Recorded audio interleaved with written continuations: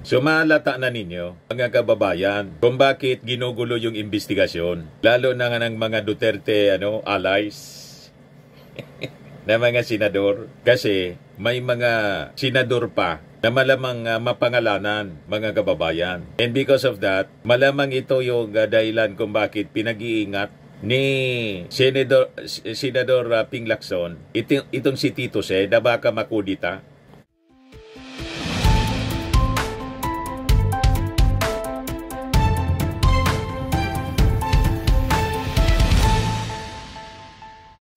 Hello po mga kababayan, si Dante Maravillas, Bicolano vlogger, broadcast journalist from Albay. So, pag-usapan natin yung pa-presscon kanina, kapihan sa Senado ni Senador Ping Lacson, ang bagong chairman ng Committee on Senate Blue Ribbon Committee. Kasi sabi niya kanina, may warning siya kay Senate President, Senate President Tito Sen.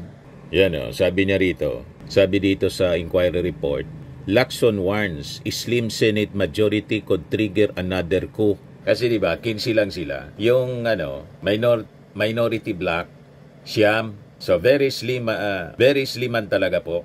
4 lang na senador ang pwedeng gapangin.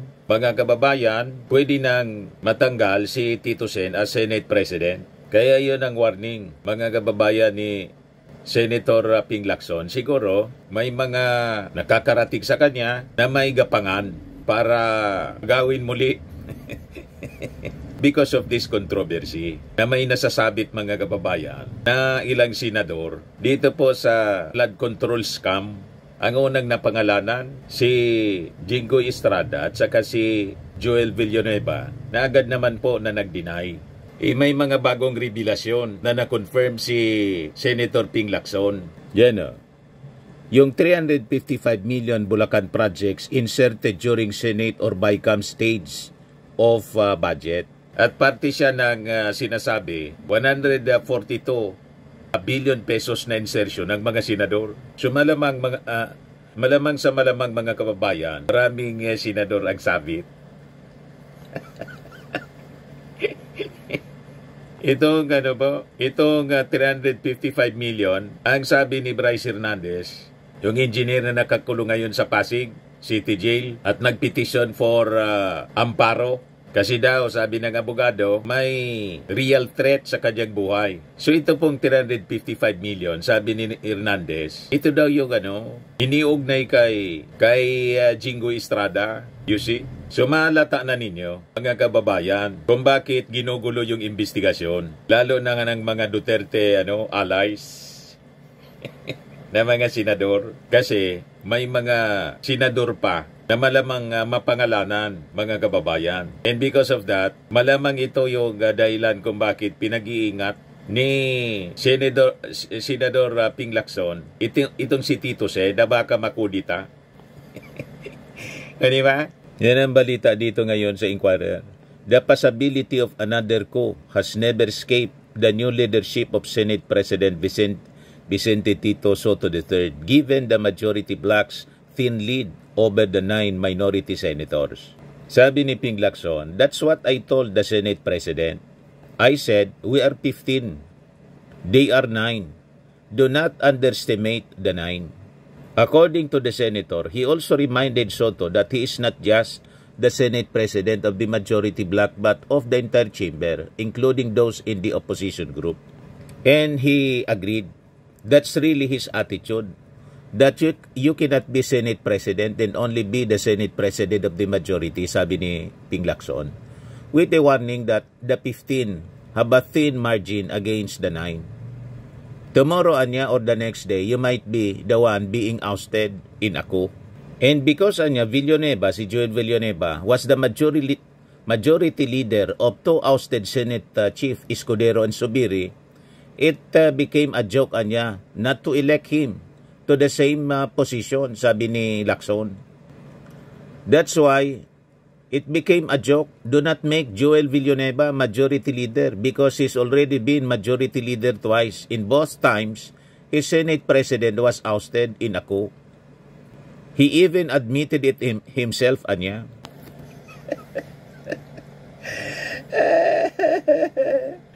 O ngayon, Itong warning mga kababayan ni Ping Lacson kay Tito Sen, malamang seryoso itong warning. Kasi alam naman po ninyo, malawak yung intelligence assets ni Ping Lacson. Malamang may nakakarating sa kanya na mga kwento-kwento sa labas na may gapanganan niyang nangyayari. Delikadoan niya si Tito Sen na makudita, masibak, lalo na mga kababayan. Napakasensitibo itong mga pinag-usapan sa Senado. Itong investigasyon po sa flood control scam na ang sabi, baka may mga senador pa other than yung dalawang na mention na nag-deny, baka may iba pa po. Kasi malaki yung insertion na ginawa po ng Senado. Umaabot sa 142 billion. At itong 355 million na inuugnay insertion kay Jinggoy Estrada, parte ito ng 142 billion insertion ng Senado. So malamang sa malamang, maraming senador ang sabi. Sabi nga ni Ping Lacson kanina sa kapihan, huwag naman sana anya na mawala ng quorum. Pag nawala ng quorum po, ibig sabihin, more than half ang mawawala. 24 sila eh. More than half ang mawawala. Ganyan. Masabit yung maraming senador dito po sa flood control scam. Kasi sabi ni Ping Lacson, nakikita ko niya talaga sa ating Pangulong Bongbong. Naniniwala siya na gusto na niya itong tapusin, tuldukan, unless anya, proven otherwise. Pakinggan natin yung mga talakayan kanina sa kapihan sa Senado po. And then yung pagkakasangkot po ng dalawang kasamahan ninyo dun sa issue ng flood control scandal, how will that affect the credibility of the Blue Ribbon hearings going forward? Credibility? I don't think so. Wala pa naman tayo dun eh. Kasi bagong labas lang yan. Newly discovered, yun, di ba? Sa testimonya. At wala pa rin sa Blue Ribbon yan. Sa House yun eh. Kung may re-record din dito, yung ganong aligasyon, ipupurso namin yun. Nasabi ko na nga kanina, ang attitude ko lagi, wag tayo magtakip kasi mawawala ng credibility yung ating ginagawang investigation. Pero how do you handle that kung may kasamahan po kayo? Ba? Nandun sila, nagtatanong sila, nandun yung nag-aakusa sa kanila? Blindfold approach. If you know what I mean.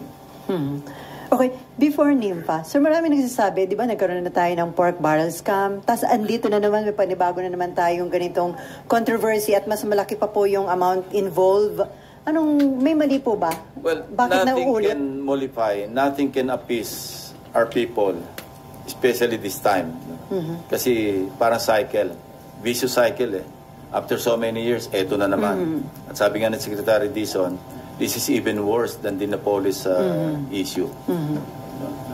Galit na yung ating mga kababayan. At na-inspire pa sila noong nangyayari sa ibang bansa. Huwag naman sana tayo umabot na mag-escalate sa ganung punto. Hindi maganda para sa bayan natin yun.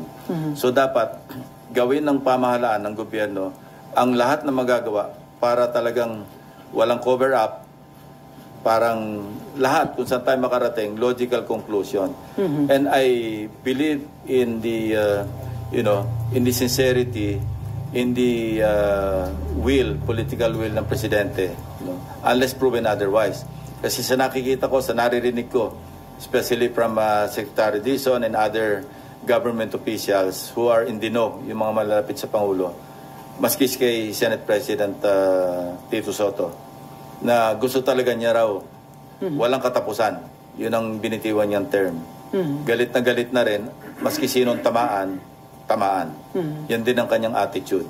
And I'm happy na sana hindi magbago yung ganong, masustain yung ganong determinasyon, yung ganong sinseridad. Otherwise, wala nang maniniwala sa pamahalaan. Yun ang nakakatakot. Okay, NIMFA, and then Amor, and then Ian, and then back to Archie. Sir, si Yusek Cabral, will you pursue yung naging... Ko-confront ko siya doon sa kanyang Viber message.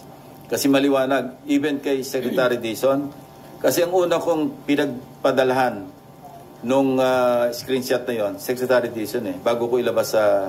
Kasi pinagpaalam ko pa kay Senate President yun Pwede bang, with your permission, pwede ko bang gawing slide ito? At sabi niya, totoo naman So, yun. Although hindi directly sa kanya pinadala, sa kanya staff. Yung Now, nag-offer sabi ko ng nga, insertion diba, po. res ipsa loquitur, sabi ng mga lawyers. The thing speaks for itself. Ayan yung message, Kinausap yung kayo staff na ni maghusga. Sabi ko nga, Tito mukhang Sen. template, mukhang pro forma yung body.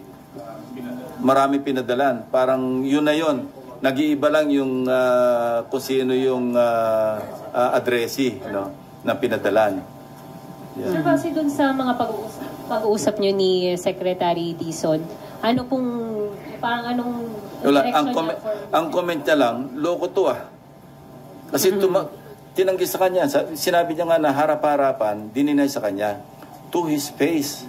Magkaharap sila Tapos ang pinadala ko sa kanya, isa lang ang comment niya, loko to, sabi niya. Ewan ko kung anong susunod na aksyon doon sa loko to. Yun ang kumukontak sa may staff ng mga senador. Nag-o-offer ng insertions. Para sa mga ghost projects. So madaling sabi, 142 billion yung insertions ng Senado. Kani-kanino mga senador yun naka-assign. O di ba? Yun ang didiskubrihin mga kababayan dito sa patuloy na pag-imbestiga ng Senate Blue Ribbon Committee. At pag ganyan, baka mawala ng quorum ang Senado. Hindi na maraming senador yon kasi sabi nyo nga 355. I won't get there. No? Ikaw lang nagsabi. Kaya sasabi ko lang, in answer to your question, kung ganun tayo dadalhin doon tayo dadalhin ng ebidensya, wala tayong magagawa. Di ba? Pero sa sa inyong determination na malaman lahat ang involved dito. Well, it's about time, Wala bang effort na patigilin kayo sa investigasyon? Meron bang wala naman? Wala naman. Sir, lastly. Kasi all-out support naman si Senate President. Kasi nag-usap na kami It's about time na ayusin natin. Huwag yung napopulaan tayo na napopulaan. Especially so na yung magnitude, this already beyond the Senate Kikilabutan ka doon sa, isipin mo, almost 2 trillion pesos yung for the past 15 years ba yun? Hindi. Yeah, kasi 2011 namin sinimulan, di ba? 2011, 15 years. Kung kukwentahin mo na parang more than 50% or more than 60%, magkano yung 60% ng 2 trillion? Di ba katakot-takot yung inubos na pera na kung kani-kanino napunta, tapos nalulunod yung mga kababayan natin, naglilimas ng tubig baha, palabas ng bahay. Meron pa iyan? Kasi 10 minutes na lang meron tayo. Sir, paano nga may other way pa ba na malaman yun kung sino nag-insert? Kasi nga, sabi nyo nga, wala namang record. Magagaling yung mga staff ko. Palagi ko, basta't kayang abutin, maaabot nila. Masisipag, magagaling. At hindi mo na sasabihan ng yung specific. They know what to do. And I'm always with them pag nagdi-discuss. Hindi ako yung tipong darating na lang sa akin yung manuscript at yun na lang gagamitin ko. Wala akong kaalam-alam kung saan ang galing. Hindi rin ako ganon. Ako, I stay with them even past midnight or before midnight. Basta gusto ko kasi alam ko yung pinagmulan Latag talaga lahat At ako, nagsasabi ko sa kanila na huwag kayong tumigil dyan. Hindi pa ako kontento dyan. Kaya nga, di ba, ang daming layers na inabot. Sabi ko nga, hindi pa sapat ito. Although sapat na, hindi pa rin sapat. Puntahan nyo pa rin. Gusto ko pa rin makita kung ano itsura. Okay, Raymond, Asher. And then Asher. Ay, tayo. Sir, good morning. Doon sa may lang concerns lang na parang in the past kasi para bang 15 yung pinangalanan ni Presidente na contractors. Kaya lang parang bakit masyado daw nafo-focus masyado sa mga diskaya. Now that you are the Blue Ribbon Chair, masitiyak ba natin na yung bang lahat sila, yung pangalanan doon ay mabubusisi ng gusto? Maski nga yung wala doon sa 15, di ba? Nandun ba sa 15 yung Darcy? Wala. Maski wala sa 15, WJ, papatawag natin. Rest assured na hindi lamang ang focus. Kasi sila yung, ewan ko bakit sa kanila na-focus Hindi ko rin maintindihan Hanggang sa napunta pa nga gagawing state witness. Hindi ko alam. Sir, additionally, doon sa issue ng, kasi ang pinag-uusapan natin is 22 to 25. What about kung may mga lumabas mag-backtrack? During the time of 2016 to 2022, ang DPWH Secretary was Mark Villar, who is a senator, right? Si Senator Villar could be a very good resource person, at the same time, member of the panel. No, he can share. He's free to share his whatever he thinks or he knows about what happened from 2016 to 2022. Ang sinasabi ko, sabihin ko lang sa inyo, yung kung sa nakita ko, very, very, very active ang bank accounts ng Diskaya Couple simula noong 2015, 2016, tapos naging active uling sobra 2025. Thank you, Tim. Okay. Yung sa likod mo na, si Mary. Mary Mon Reyes, sir, from One News One PH po. But sir, for the record lang, sa susunod na pagdinig, inaasahan pa rin po ba natin yung participation po ni Senator Marcoleta and yung ilang mga welcome pa rin po mag-participate si Senator Jinggoy until may complaint po sa kanya na nasasangkot? All the senators, kasi ang membership ng Blue Ribbon, 17, kasama ako doon. Plus ex officio na 3 na lang naiwan kasi ex officio ako. So, bali ilan yun? 3 lang yung o 4 lamang yung senador na hindi members who can also participate. Now, yung minority representation, iwanan namin sa kanila, bibigyan lang namin sa kanila yung numero. Ito yung inyong number of slots sa membership. Kayo rin ang bahalang pumili kung sino yung vice chairman. Sa ngayon, ang vice chairman sa majority, si Senator Erwin Tulfo, because he requested me to be the vice chairman. And I agreed. So, hingi rin kami ng isang vice chairman from the minority group. Kung sino man yon, hindi ko alam. Ang dating vice chairman yata, Senator Bato at saka si Senator Bongo. Now, if they would like to elect a new vice chairman, pero nilimit ko na lang sa 2 vice chairman. Katakot-takot na yung mga vice dito eh. 3 yung vice chairman sa Blue Ribbon. So sabi ko, 2 na lang, isang majority, isang minority. Pero wini-welcome pa rin po natin yung participation ng ilang because nasasangkot. they are senators. Until po may complaint or case na ipa-file against them po. Tsaka po, Maski merong cases filed, they can still participate because that's their right. Until convicted, wala na silang karapatan kasi convicted na.